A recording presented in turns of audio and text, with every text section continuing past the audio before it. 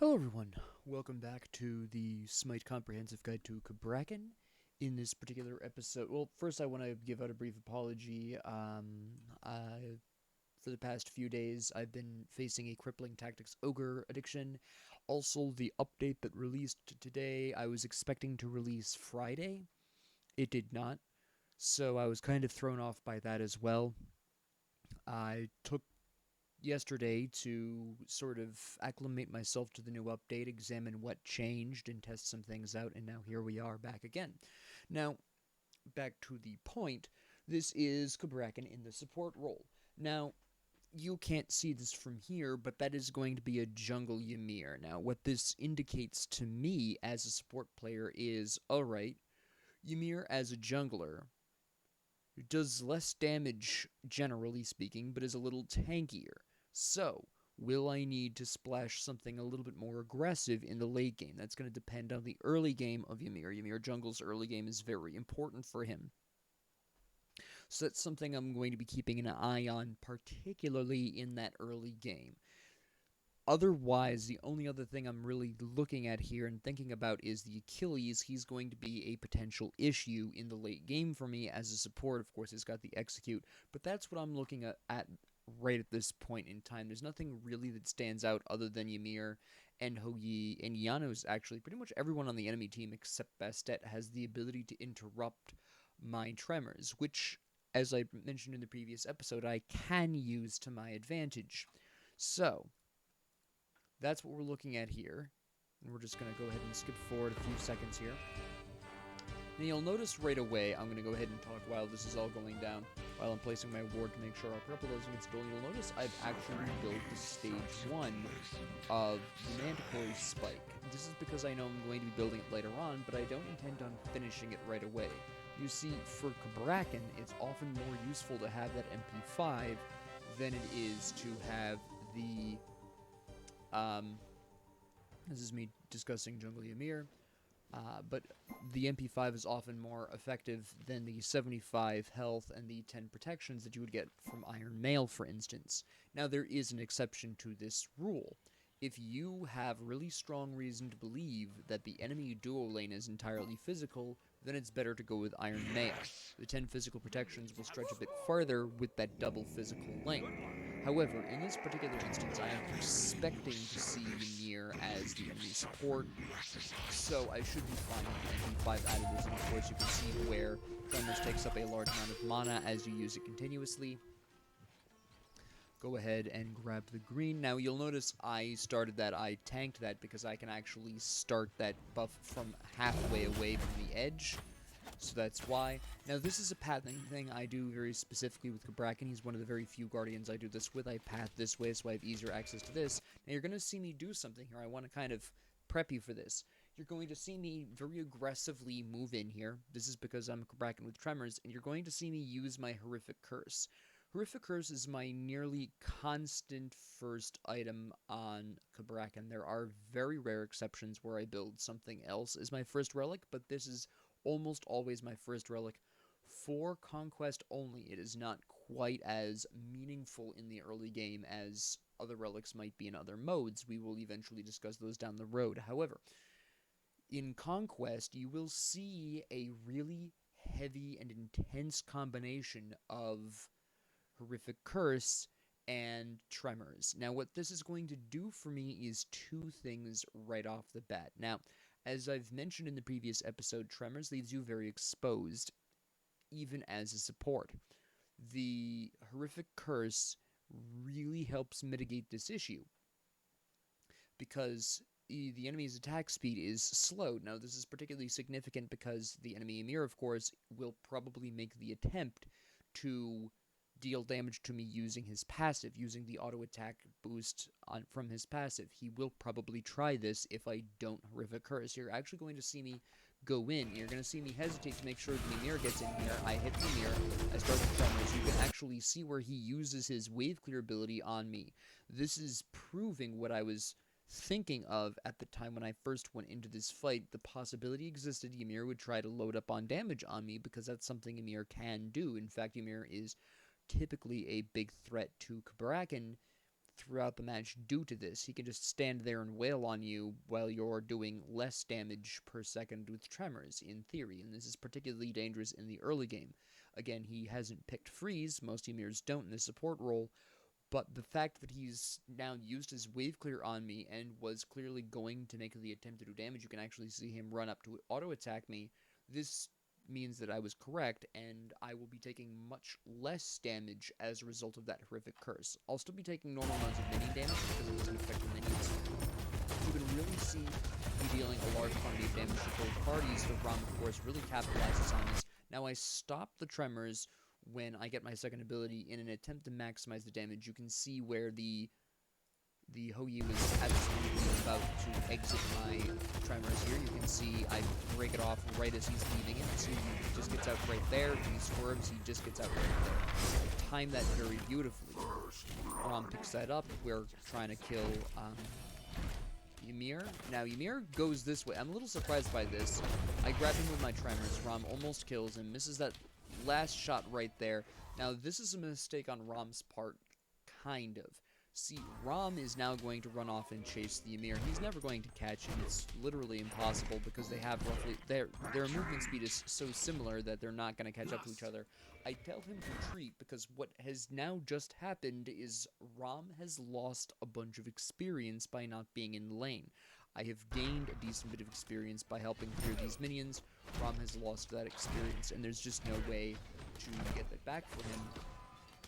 So we're going to go, I'm going for this, the Scepter here, so that way I can maybe get him back on track here. You can actually see the Hou-Yi hits level 2 from the leftovers of that wave. And you will see the Ymir come back at level 1. Now, the Ymir lost out on that experience in gold just as much as our Rom did. Now, this obviously favors the enemy team because, of course, y'all, a quick note, by the way, the Hou-Yi runs because it's 2v1. Very good choice on his part, but the Ymir is now going to be behind because he also was missing out on that wave experience in gold like the Rom was, but of course, your ADC missing out on golden experience is more serious than the enemy support missing out on golden experience. So, it's a double-edged sword, but definitely the favor was on the enemy's side here with that particular event. So I'm just trying to prevent the Ymir from freezing out the Rom. Of course, he's only got the one ability. By freezing out the Rom, I'm thinking of the wave clear. For some reason, I recalled freezing out. Figure that one out. We take the Harpies to try to keep him, you know, ahead of the Hou-Yi. He's barely ahead. I'm looking to be aggressive here because, of course, the Ymir is half dead and I've got health potions running. Don't want to get stunned. Go ahead and stun him out. He uses his freeze. This means I have free range tremors right here, and that's exactly what I did. And the Rom really goes in hard on the Ymir, and we do in fact get him. I accidentally steal that I wasn't intending to. I did not think that it would kill him. I actually thought Rom's auto attack would happen slightly after my ability. Obviously it hit first, so it did the damage and then I finished him off, but not really a big deal. Not crippling by any means. So we now have that nice lead there. I'm just trying to force him out. Get him away from the waves. Maybe we can push some minions under the tower and he loses some gold, which is really what we want. Rom makes the correct call going for their purple buff. I'm a little nervous. The reason why I wasn't going to initially is because I'm a little nervous about the unknown position of their jungler, which is why I wasn't originally going to go for that. But it turns out to be fine. Get the purple buff. They don't even make the attempt to stop us. It's really lovely. And off we go. And I see, now see, you can actually see where the Bastet comes in, and I'm telling Rom to pull back immediately. Watch right over here. I just put down this ward.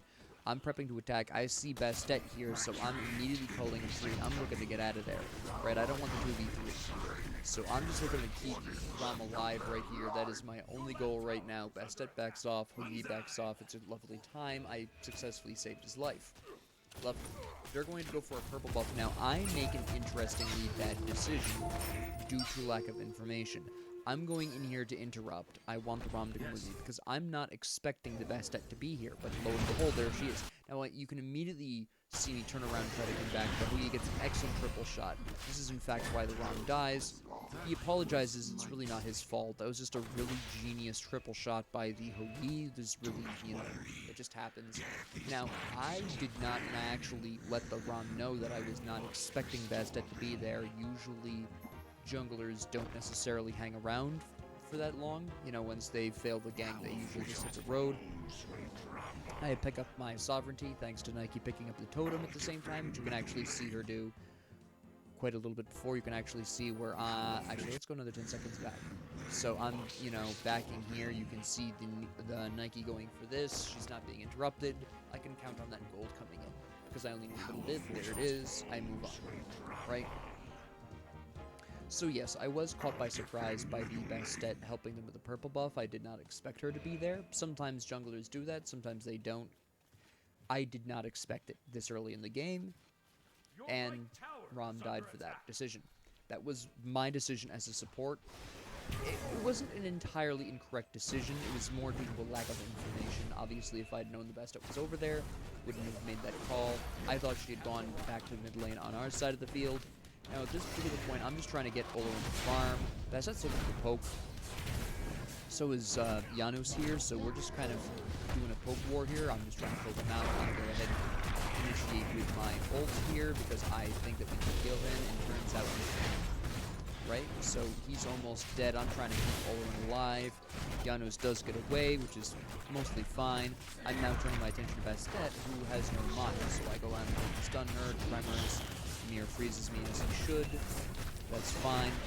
Rom comes in. He's going to be adding some increased pressure here. He busts out his ult, which is the correct choice. I'm not sure why he came over here in the first place. Unfortunately, he misses a couple of those shots. That's fine. Bastet, of course, backed off. And again, just as a reminder, this early in the game, inside of, I would say, the first 10 or so minutes, having someone back is very nearly as impactful as having someone die, because the death timers are so low at this point that it's almost the same thing, right? But this is a huge win for us. Now the enemy is going to be a little bit behind very much across the board. In fact, the only person on the enemy team that's described as doing really well at this point would be the Achilles, which is concerning for me as a support. Again, I am somewhat concerned about that late game execution. Olren's pressing down some damage on the tower. Not really important at this point. He's not really going to hit that hard. Could have saved us a little bit of time if he'd come over here and help with the damage camp, but it's not really that big of an issue. In all honesty, it's a matter of a couple of seconds. It's not a problem.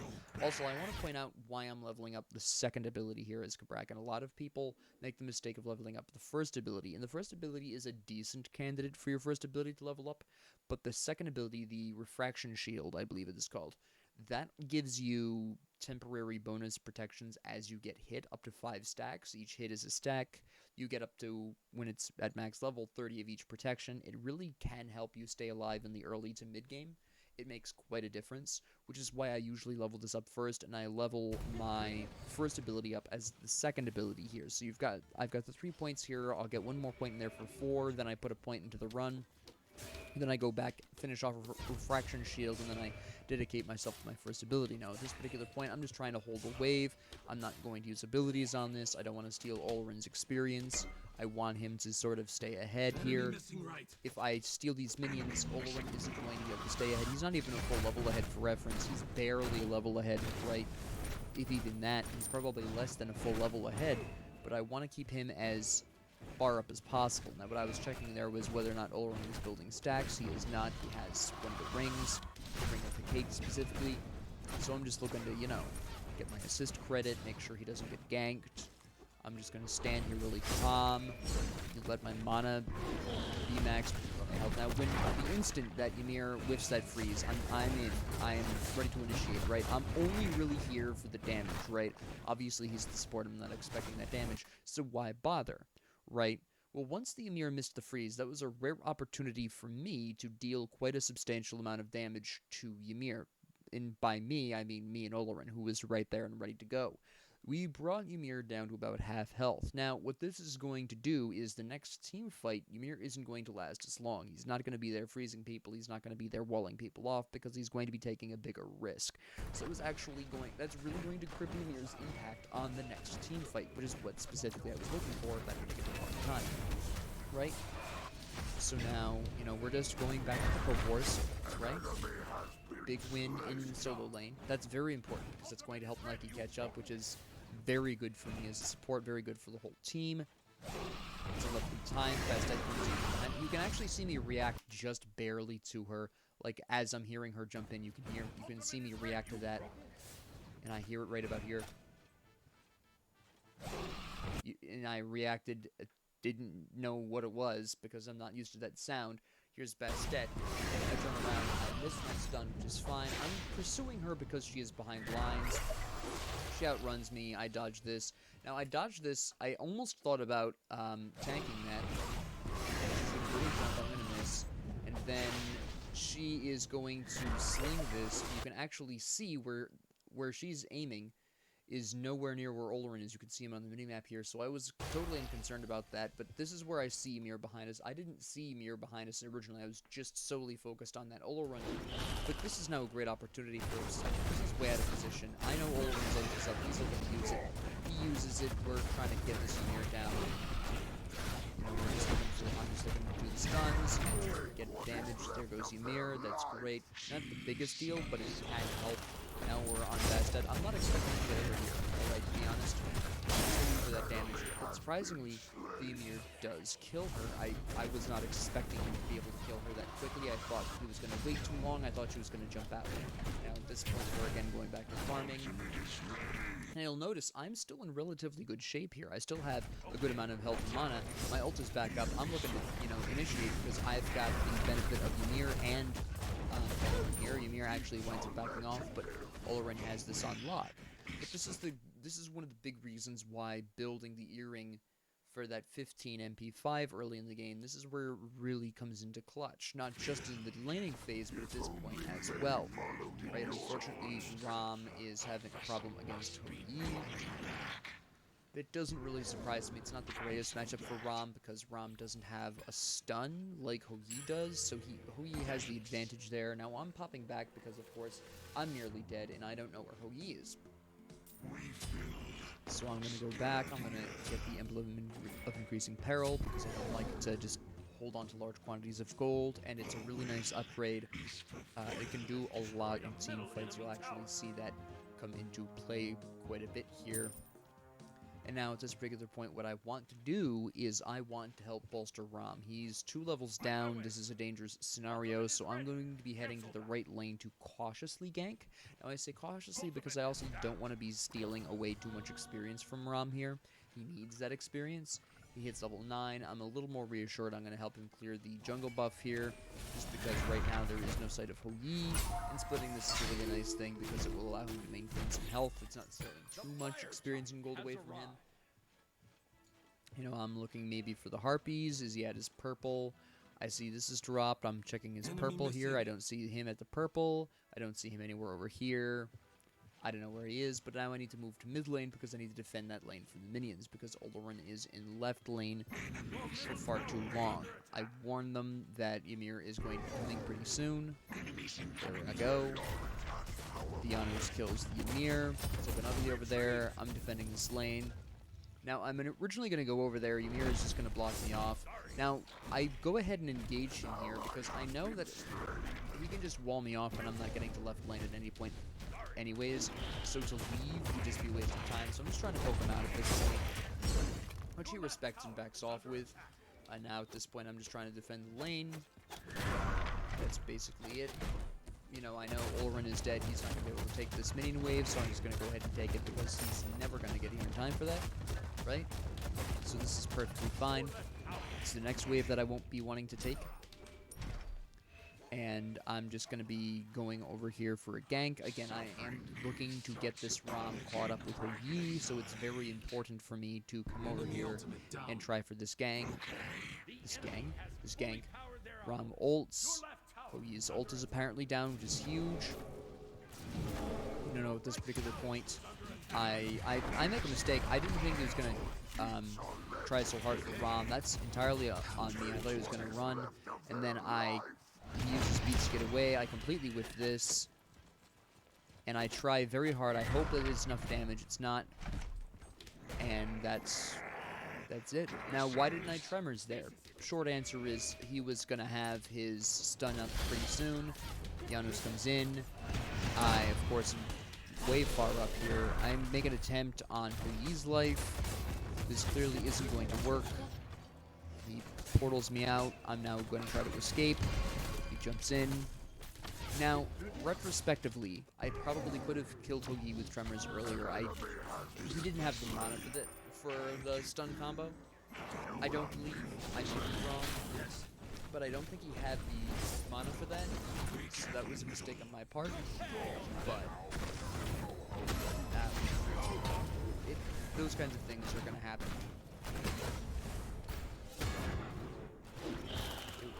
Just picked up by Ymir.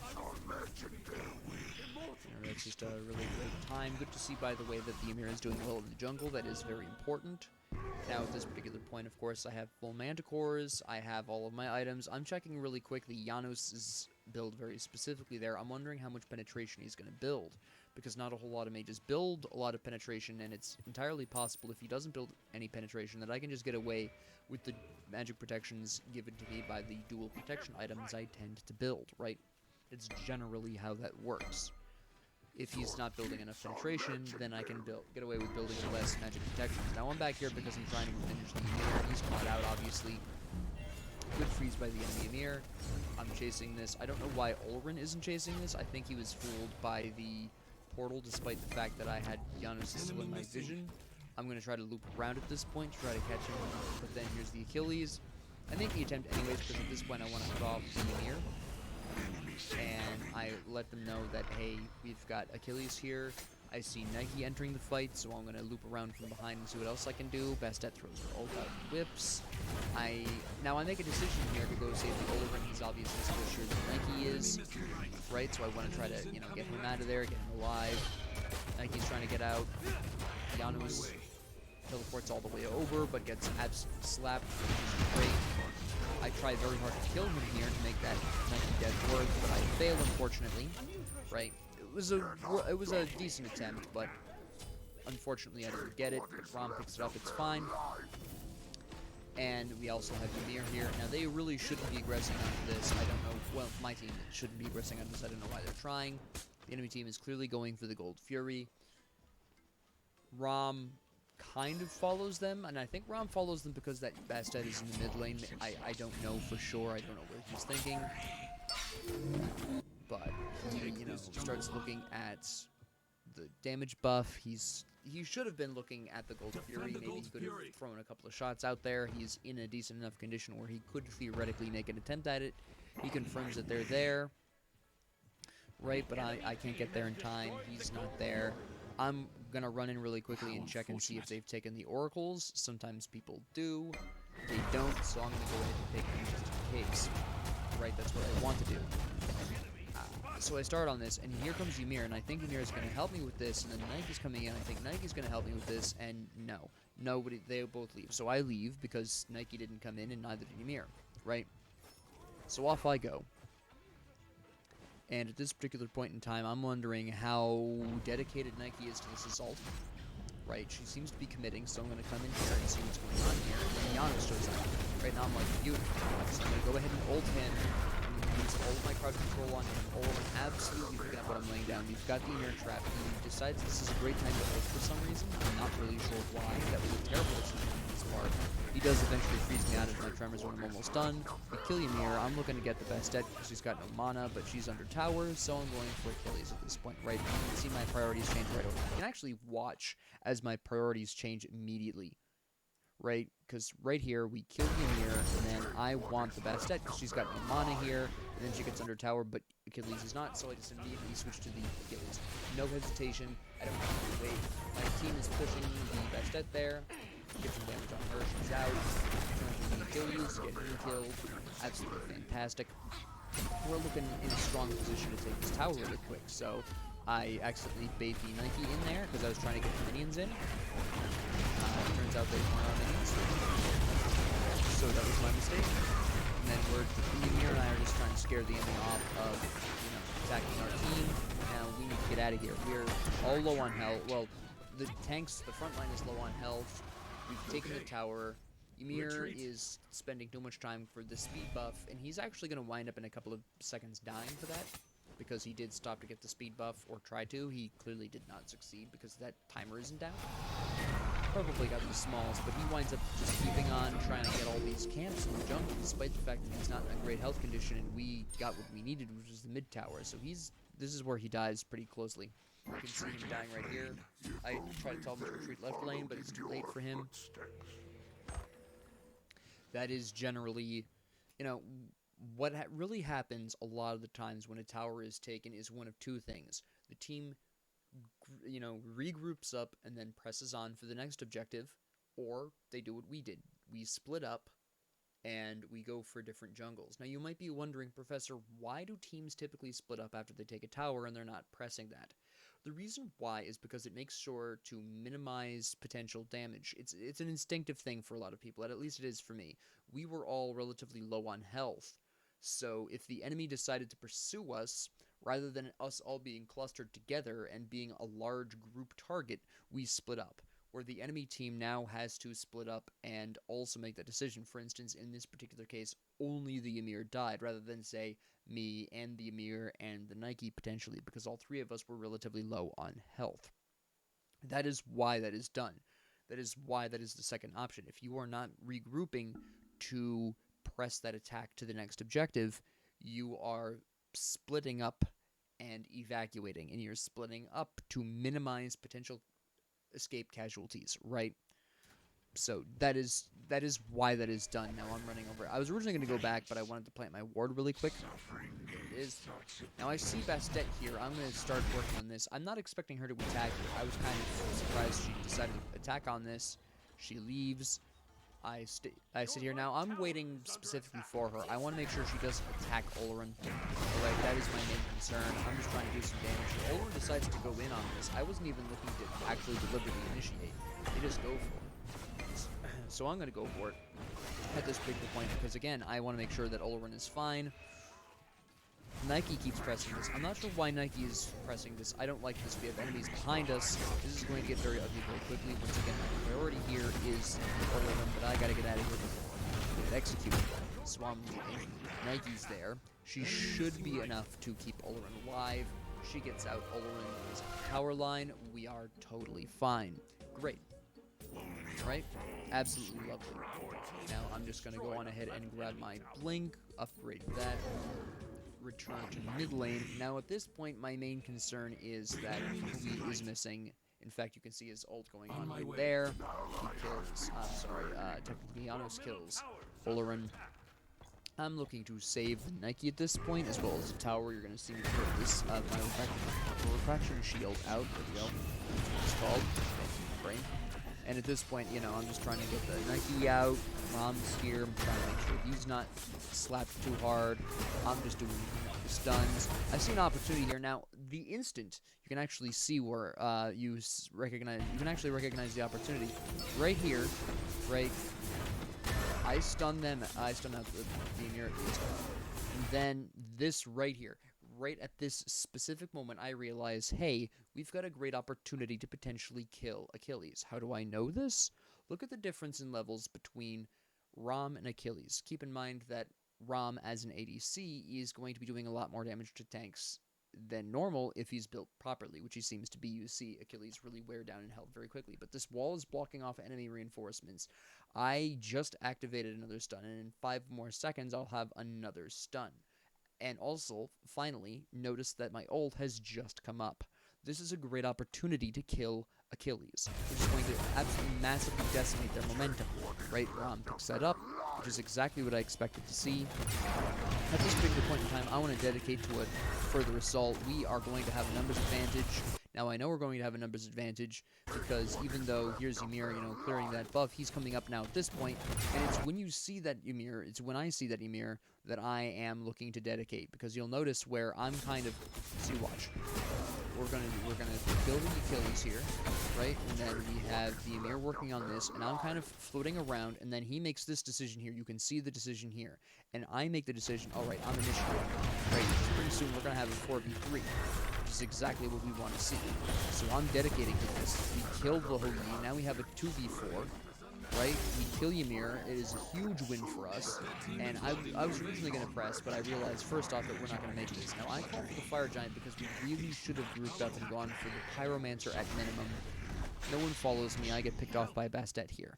Right? There's just... I'm just surprised she used her ult for that. So that's a good thing overall. She could have killed me without that. But I do get caught out by her because we should have gone for the Pyromancer and we did not. That was a team-wide issue there. I think that's one of only 2 mistakes my teammates made in this match, if I'm remembering correctly. Is not going for the Pyromancer right afterwards, because you can see where they have a whole bunch of trouble getting the Pyromancer after the fact due to them waiting so long. The enemy has had a chance to respawn. It's, you know, they're having a lot of difficulty. Yes, they kill Bastet over this. That's fine. At least I'm pretty sure they kill Bastet.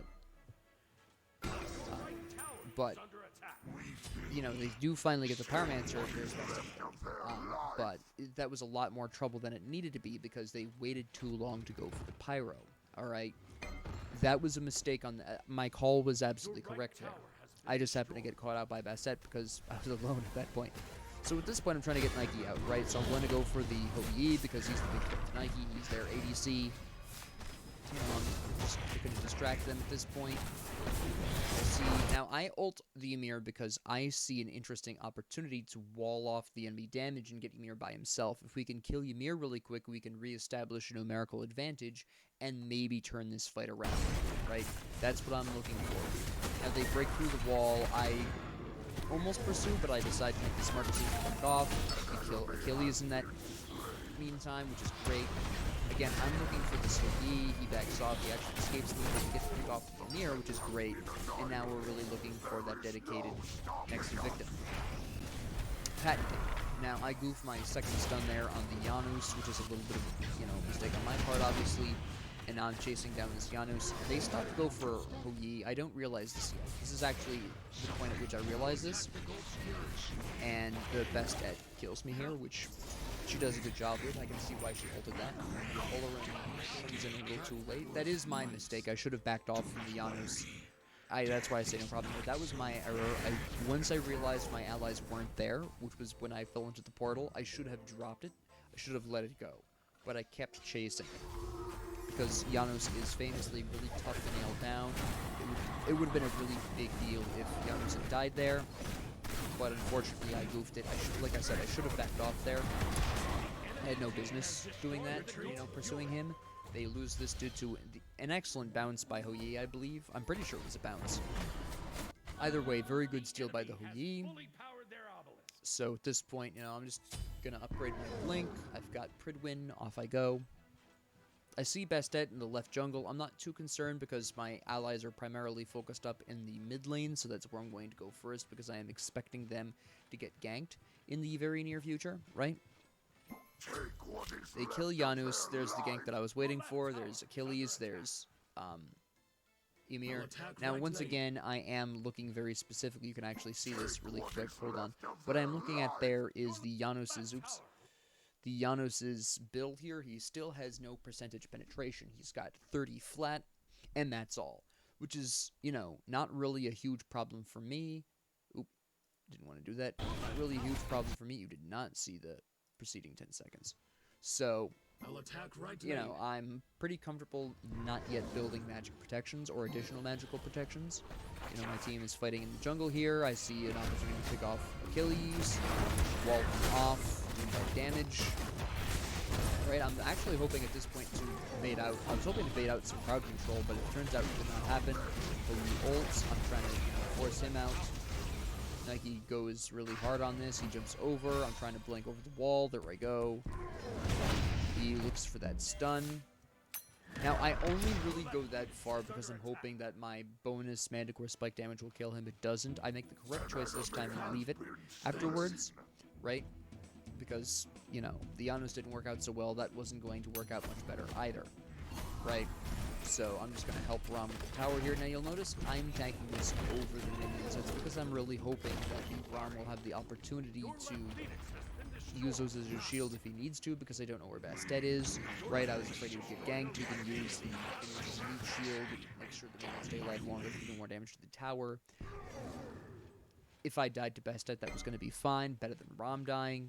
It had served a bunch of purposes. By being that low, I would have been a more tempting target for Bastet to go after, thereby making sure Rom would have been free and clear. But Rom goes... Now, Rom goes into the mid lane, I don't even need to pause for this, to stop the catapult, and he just winds up killing 2 of them, which is absolutely amazing. Right now, I was originally heading left to group up. That was my pure purpose there. I was not intending to do anything else. Rom kills the 2 there, and I realized, hey, we now have numerical superiority. Come on, Ymir, let's slap him now. Ymir backs off rightfully, because I just now noticed, and I didn't notice this initially, but I can see, you can see it for a brief second here. At the absolute briefest of seconds, right after I call gang, you can see where he's in execute range, so he backs off. I'm, you know, now trying to get out because I misjudged that. I was expecting him to help me. At the time, I didn't realize that I was going to death, so I'm just stalling him out. Because now I'm stalling him out, actually. You can see where I change my priorities here, right? So I'm coming in, and I want to gank.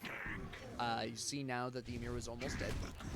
And now I'm trying to get out of here, and I'm just trying to use my stuns, right? I see Nike coming in here, and then I decide, you know what? Let me see if I can pull some people in here and do something with this, right? Because at this particular point, if you don't have this fight, you're going to lose the tower, so I am right in the tower. We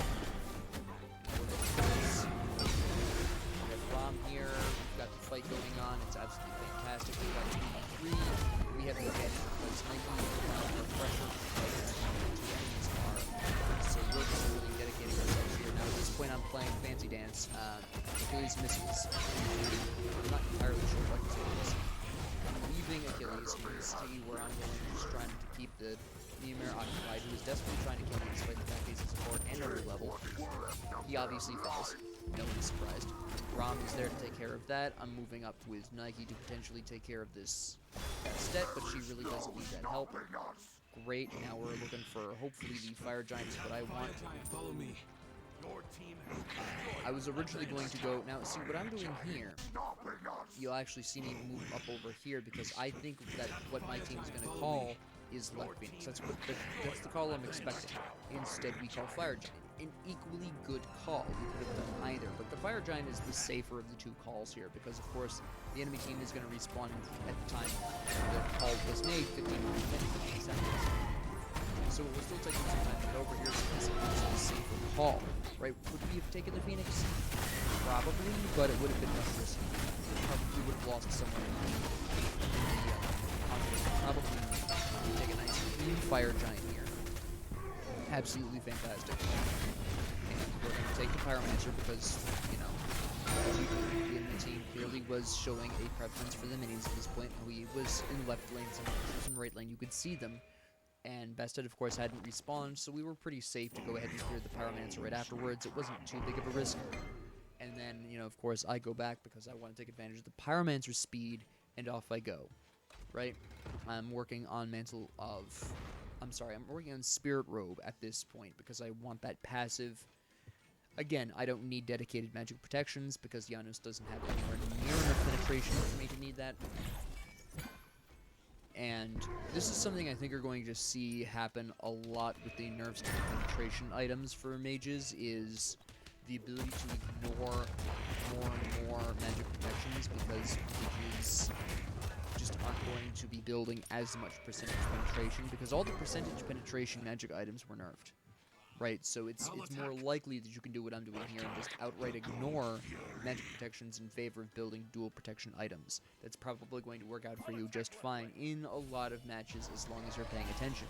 Obviously, we're attacking the Gold Fury here. The enemy is nowhere to be seen. This is risky. I want to make it very clear this is a bit of a risk because we don't know where the enemy is. If we know where the enemy are right there, right at the very end, but we still didn't know where Janus was, we didn't know where Achilles was. That was a pretty big risk that we took there, okay?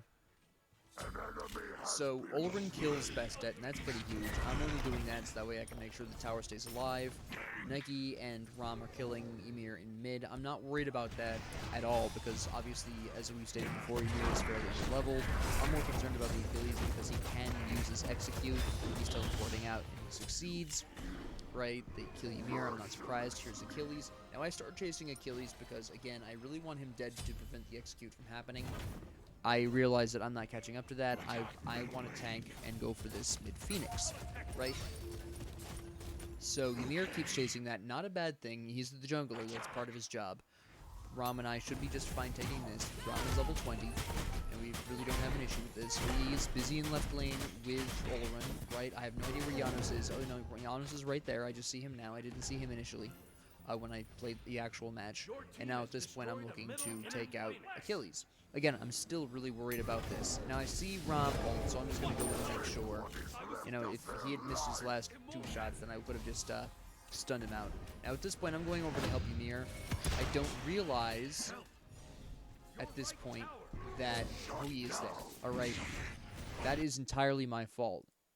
But I also had no way of knowing, because, see, I don't know where he is, right? I didn't hear... there actually is an indication here. I completely missed it at the time, and I actually missed it just now, too. Where you can hear the... Listen carefully. That mark, you can see it. You heard it, you saw it. I did not notice this, right? Somehow, I did not notice this. And then I realized, wait a minute, I just heard Yi, right? And then he kills Ram. That is entirely my fault. I should have been there. I saw the mark, just didn't recognize it. I heard the noise, again, didn't recognize it. 100% my fault. 100%. Now, Besset's going on me. Obviously to try to kill me. Ymir takes out Ogi. I'm not sure what that story is. I think that's great. She whips her ult. So at this point, I'm looking to get her killed with Olrin, because Olrin's looking for her. I know where she's going to land. Olrin knows where she's going to land. This is absolutely fantastic. He comes in here and makes sure she dies. And at this point, we can press the Titan, because they only have 3 people. We have 4 here. So we have a numerical advantage, so we can probably use some Titan. Right? So I'm just trying to get Ymir out. He whips his wall column there. Again, I'm assuming this Achilles because I really want to make sure he stays out of the fight. Especially since I'm not exactly in a great place health-wise. They kill Ymir in the background, and then at this particular point, it's just an absolute win. Our damage output. Now, you know, obviously Achilles tries to get something done. I'm just busy trying to keep him busy, literally. Absolutely wipe out that Titan, thanks to mostly the Olrin there doing a lot of that damage. Olrin being a great late game mage. And that is how I'm approaching Cabrakan. That is situations with Cabrakan. Now, this is not the only Cabrakan episode I'm going to be uploading here, obviously. I didn't get any great examples of me baiting out enemy crowd control. There were a couple of moments I mentioned in that match where I was hoping to bait out some crowd control, but the enemy never fell for it, which is fine. Just shows that my enemies were more aware of that mind game than the average. Shout out to them. But let's talk about builds really quick, because obviously I didn't get to my last item, neither did Ymir, and neither, for that matter, did Achilles. Now, my last item very likely would have been Spear the Magus. Alright, why is this? Primarily because we were very ahead at that point. You can actually see a substantial gold difference there. And obviously an overall experience difference. Only 2 of the enemy were level 20, whereas I was the only one on my team who wasn't, right? Which is as it should be as a support. I'm fine with that. That's not abnormal. But because of how far behind the enemy team was, generally speaking, Spear the Magus, with its passive increase of 7.5% increased damage to the enemy team, that would have been really significant for my team because they're already ahead and doing more damage. Why not emphasize that with even more damage? It's not like I was going to need anti-heal because Achilles has a self-heal, and obviously Yi built Devour's Gauntlet. Ymir had Stone of Gaia, but at that point he was so far behind that didn't matter, right? So there really wasn't a huge need for anti-heal. Now, if that match had extended, farther and the enemy team had caught up to us in terms of experience, I might have needed to sell that Spear of the Magus in favor of buying Divine Ruin. Maybe. But my very next knee-jerk reaction after Spirit Robe would have been evolve my Sentinel's Gift and then buy Spear of the Magus to emphasize our lead. Okay? That was my plan. Obviously, we didn't get there, which is, again, part of the reason why I want to do another support Cabrakan episode in this series in the future. But let's talk about other builds, because the Ymir as a support, again, this is, kind of talking about builds. I like talking about builds as well. Now, the Rom, you can actually see why the Rom had a bit of a problem in the early game, right? It comes down to this third item. Okay? Now, Rom did really well. This is absolutely not a criticism of Rom. This is merely me pointing out the one flaw of crit builds, or building crits in general. This Shadowsteel Shuriken, decent pickup, but versus the Executioner, which is going to have much more consistent benefits of protection reduction, the Houyi in a 1v1 match is going to be hitting much harder than Rom is, because Rom's crits, while they will do more damage, are going to be much rarer. I believe the crit percentage on Shadowsteel Shuriken is only 20%, right? Which is a very low percentage. That's 2 out of every 10 shots. That's how it's calculated in game, which is why I use 10. Yes, I know mathematically it's 1 out of every 5. Bear with me here.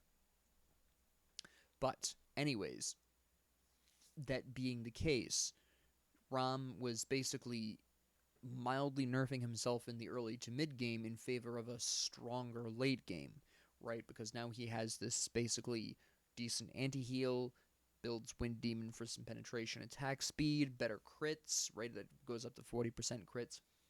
He gets a bit more healing off of those crits, as per the rules of lifesteal, right?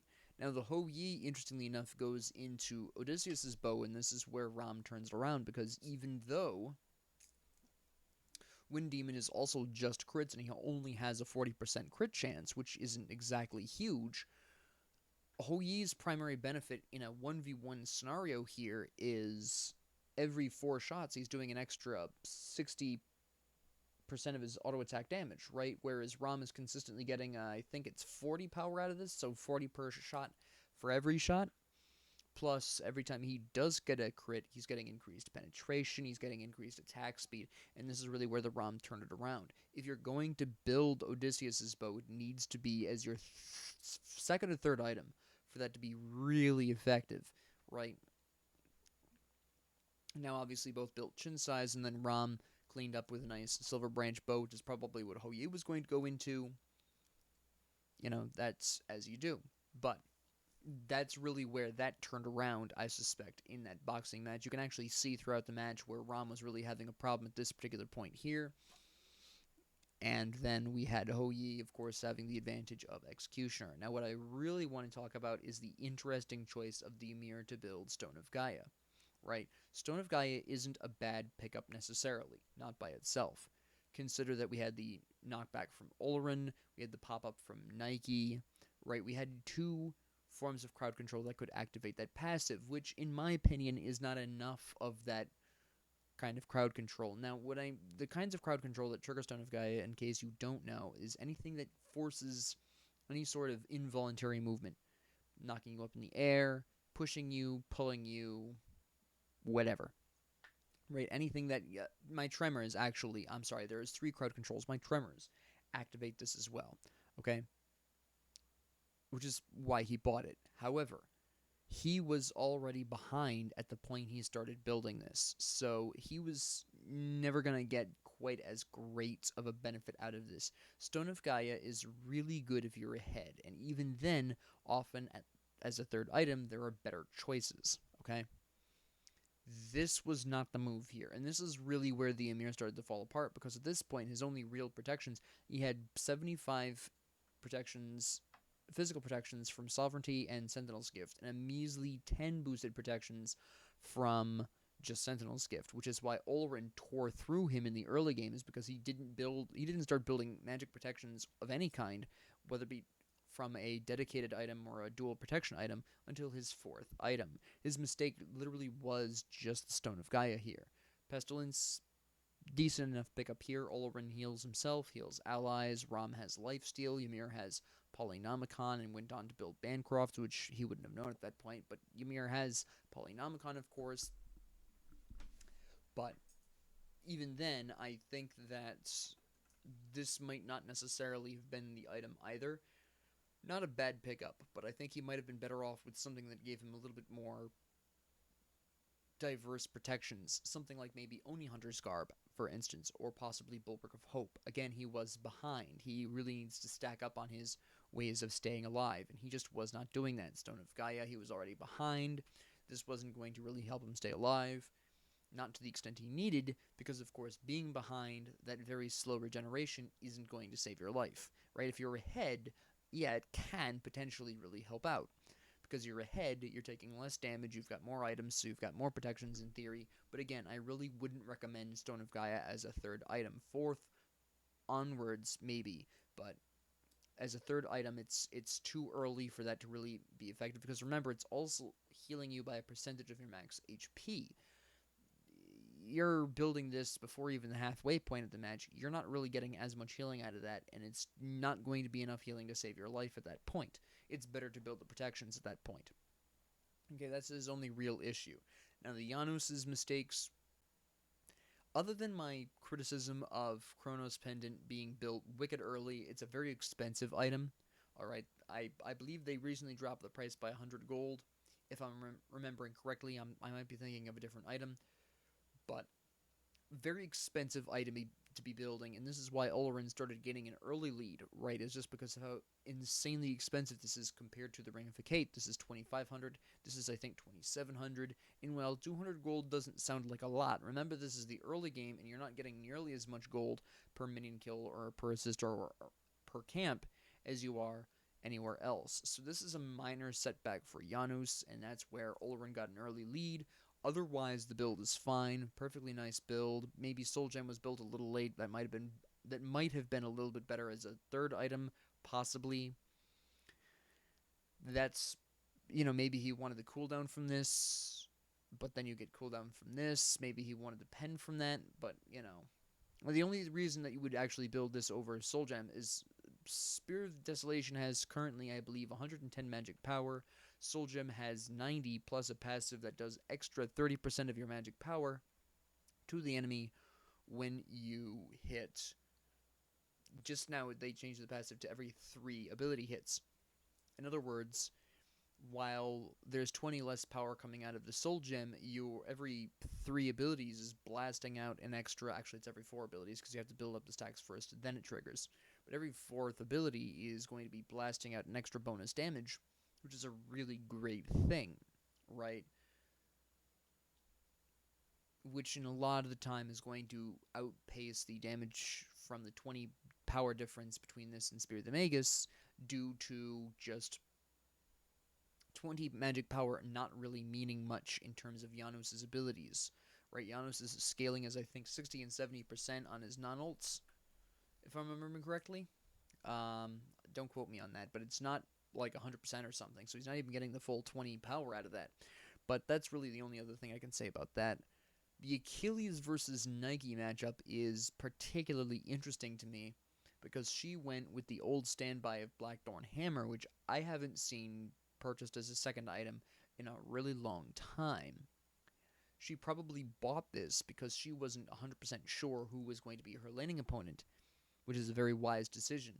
And that was pure gameplay, honestly, between Nike and Achilles. She has better poke, don't get me wrong, but Achilles has better sustain because he actually has the ability to self-heal himself, which Nike does not have, right? And she didn't build any self-sustain besides the Warrior's Axe in the first place. But, yeah, at the end of the day, I suspect that this was a matter of Nike just being really good, just pure skill, and the cooldown benefits from Blackthorn Hammer combined with a nice spike in power damage maybe contributed, but I think this was primarily Nike being very good. Okay, because that's a fairly even matchup. If the Nike can keep the Achilles far enough away where he can't stun her out of her rend, she's fine, right? That it all depends on how close Achilles was able to consistently get to Nike. Because once they're in like melee-ish range, Achilles generally wins that. But as long as they're outside of that distance, Nike wins. The best stat versus our Ymir. Now, fortunately, as I stated earlier, the Ymir really did absolutely dominate. Now, part of this actually comes. We can actually go back really quick. This is way too far back, right? Where is this? We got our kill. We got our... No, this is where I think...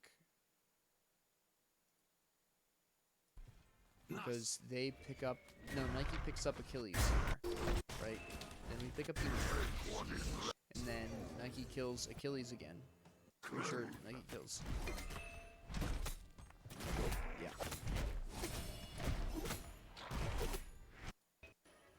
I didn't even notice, actually, that...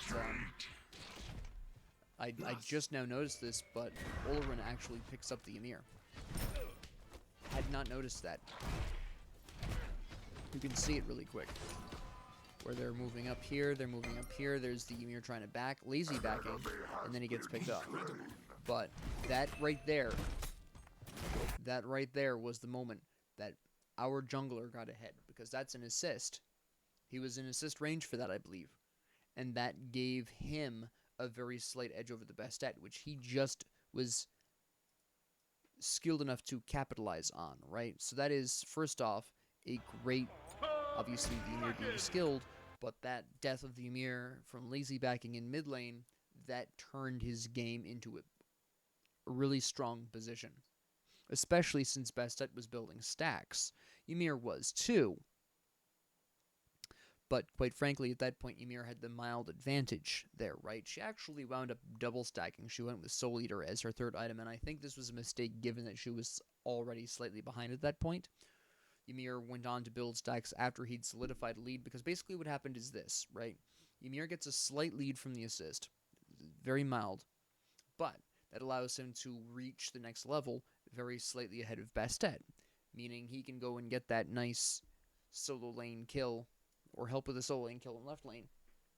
They get some really good kills while he's jungling, and he just snowballs that into more experience, more levels, more items, and when he finishes Warlock Staff, he goes into Polynomicon, whereas Bastet is going into Soul Eater. There's nothing wrong with Bastet going into Soul Eater, but Ymir going into Polynomicon as his third means he's not stacking, so he's already getting the full benefits of this. Soul Eater has very mild benefits when it's unevolved. So Ymir is really going to start pulling ahead there, and by that point he'd already gotten some more kills. He was ahead of the Bastet even more. Rolls that into a nice Book of Thoth for increased damage. It's a lovely time, but that's basically that Ymir lazy backing in mid lane was basically the start of the snowball rolling. Little tiny snowball. Fits in the palm of your hand. But that's where that started from. But anyways, with that being said, thank you all very much for joining me. If you liked this, please like and subscribe. If you didn't, please ignore me. And if you have any comments, questions, concerns, ideas, suggestions, or requests, please leave them down in the comment section below. And thank you all very much for joining me. And have a great 24 hours.